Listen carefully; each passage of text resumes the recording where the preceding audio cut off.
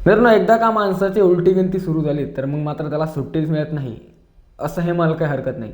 सरपंच मंगेश साबळे यांचे मागील काही आंदोलनाचे बाळ आता ही व्यवस्था काही राजकीय दबावाला बळी पडून म्हणा किंवा त्यांच्या माध्यमातून बाहेर काढण्याचं काम इथे करू लागले.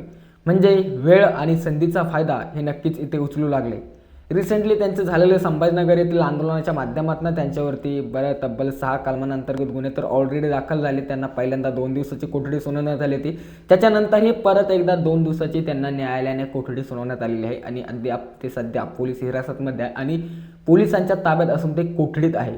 परंतु याच्यापेक्षा पण दुसरी एक मोठी न्यूज म्हणजे आणि एक खूप मोठी धक्कादायक न्यूज म्हणजे त्यांनी मागील महिनाभरापूर्वी एक आंदोलन म्हणू शकता किंवा एका मॅडमसमोर एका अधिकाऱ्यासमोर केलेले आरडाओरडा याच्या माध्यमातून परत त्यांच्यावरती एखादा गुन्हा दाखल करण्यात आहे.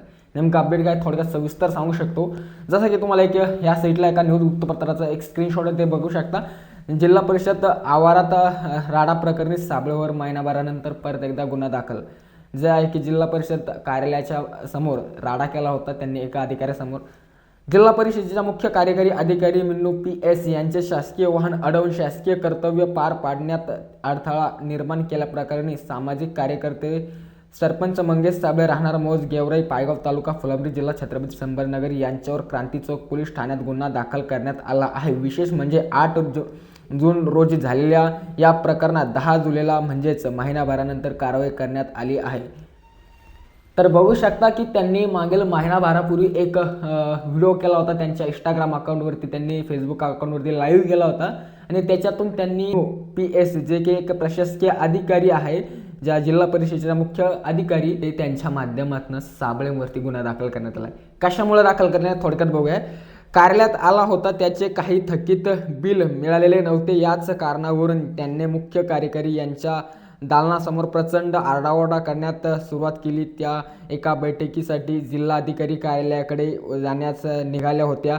त्या शासकीय वाहन क्रमांक MH20 GZ 5132 मध्ये बसत असताना आरोपी मंगेश साबळे यांनी त्यांचे वाहन अडवले. शासकीय कर्तव्य पार पाडित असताना त्यांनी वाहनाचा रस्ता रोखून त्यांना इच्छापूर्वक अटकाव केला. या प्रकरणानंतर शासकीय कामात अडथळा आल्याप्रकरणी क्रांती चौक पोलिसात रीतसर तक्रार देण्यात आली. याचा पुढील तपास उपनिरीक्षक उत्तम जाधव हे साहेब करत आहे.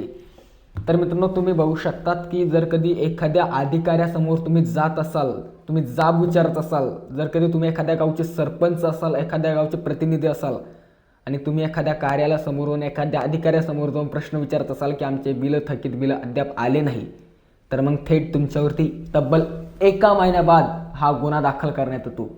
मग हीच का लोकशाही, हेच का आपल्या भारताचं गणतंत्र, लोकतंत्र. आणि हालाकी त्या जिल्हा परिषदेच्या मॅडमच्या समोर त्यांनी प्रश्न केल्याच्या नंतर, प्रशासकीय अधिकारी त्या मॅडमच्या समोर प्रश्न उपस्थित केल्यानंतर त्यांचे जेवढं पण काही थकीत बिलं होते त्यांच्या गावच्या ग्रामपंचायतीचे, त्या मॅडमने तब्बल त्याच दिवशी, त्याच्या दुसऱ्या दिवशी सर्वच्या सर्व बिलं त्यांचे काढून दिले होते. जेवढे पण काही थकीत बिलं होते ते काढून दिले होते त्यांच्या गावचे, काही ग्रामपंचायतीचे निधीच्या फंडाचे. मग हे सर्व काही जर काही काढून दिलं असेल तर मग याच्यात विषय काय राहिला होता, कारण की त्यांनी त्यांचं काम केलं. ते एका गावचे सरपंच आहे, ते त्यांनी तिथे आले, त्यांच्यासमोर तक्रार दिली तुमच्यासमोर, आणि काय तर मग त्यांचा प्रशासकीय वेळ, जे काही काम करण्याचा वेळ असतो त्या मॅडमचा, त्यांचा वेळ त्यांनी खंडित करून मग अधिकाऱ्यांसमोर जर कधी त्यांच्या गाड्या अडवून त्यांना प्रश्न विचारण्यात येत असेल, तर मग त्यांचा वेळ खंडित होत असेल, तर मग नेमकं ते काम कोणासाठी करते, ते सर्वसामान्य जनतेसाठी करत नाही. तर मग ते पेन्शन, त्यांना पगार देतं शासन, ते कशासाठी देतं, सर्वसामान्यांचे कामं करण्यासाठी.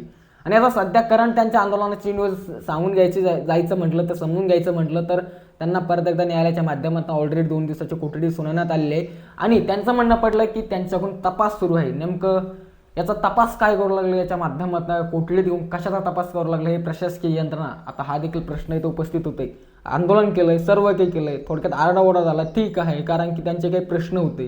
तर मित्रांनो, आमचे मित्र नारायण भाऊ लोखंडे यांनी काल त्यांच्या इंस्टाग्राम अकाउंटवरून एक पोस्ट केली. त्यांनी सांगितलंय की जर कधी येत्या आता 1-2 दिवसात, आजच्या दिवसभरामध्ये त्यांना जामीन नाही झाली, त्यांना सुटका नाही झाली, तर नक्कीच छत्रपती संभाजीनगर येथे एक तीव्र शेतकऱ्यांचा आक्रोश मोर्चा मंगेश साबळे यांना सोडवण्यासाठी एक आंदोलन करण्यात येईल. तर नक्कीच मित्रांनो, आंदोलनासाठी तयार राहा जर कधी यांनी त्यांची सुटका नाही केली, कारण की हा त्यांच्यावरती थेट अन्याय आहे. हा तुमच्या आमच्यासारख्या सर्वांवरतीच अन्याय आहे, कारण की जर कधी एखादा माणूस लढत असेल सर्वसामान्यांचा आवाज म्हणून, तर नक्कीच काही ना काही लोकशाहीला धोका आहे असंही मला काही हरकत नाही. बाकी आपल्या CM साहेबांना एक प्रश्न देखील आहे शेवटला, की साहेब थोडक्यात तुम्ही गृहमंत्री असल्या नात्याने आपल्या महाराष्ट्राकडे लक्ष द्या, कारण की येत्या काळात हे मॅटर तुम्हाला खूप जड जाऊ शकतं. बाकी तुम्हाला काय वाटतं म्हणजे कमेंट बॉक्समध्ये तुमची राय नक्कीच सांगू शकता. खूप खूप धन्यवाद.